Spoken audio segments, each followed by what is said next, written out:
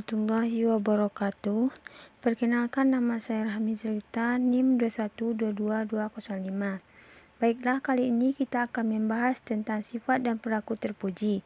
Sifat dan perilaku terpuji yang harus kita bahas yaitu taubat, taat, dan istiqomah.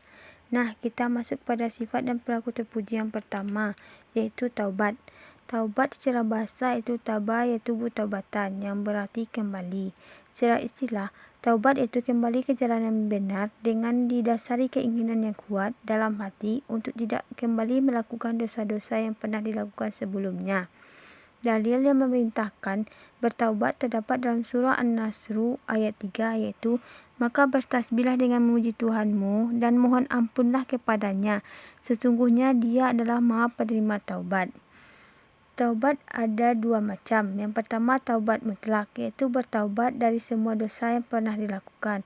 Yang kedua itu taubat muqayyad, yaitu bertaubat dari salah satu dosa yang pernah dilakukan. Yang kedua yaitu taat. Taat secara bahasa itu tunduk dan patuh.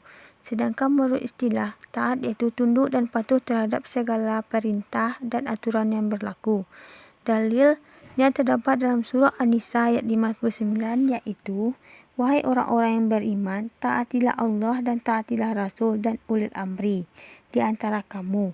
Kemudian jika kamu berbeda pendapat tentang sesuatu, maka kembalikanlah kepada Allah dan Rasul-Nya. Jika kamu beriman kepada Allah dan hari kemudian, yang demikian itu lebih utama bagimu dan lebih baik akibatnya. Dari ayat di atas dapat kita simpulkan bahwa kepada siapa saja kita harus taat. Yang pertama itu kepada Allah SWT. Yang kedua itu kepada Rasul-Nya, yaitu Nabi Muhammad SAW. Yang ketiga itu kepada ulil amri. Contoh taat yaitu melaksanakan perintah Allah seperti sholat, puasa, dan zakat. Ketiga yaitu istiqomah. Istiqomah secara bahasa itu istiqomah yastaqimu istiqomah, yang berarti tegak lurus.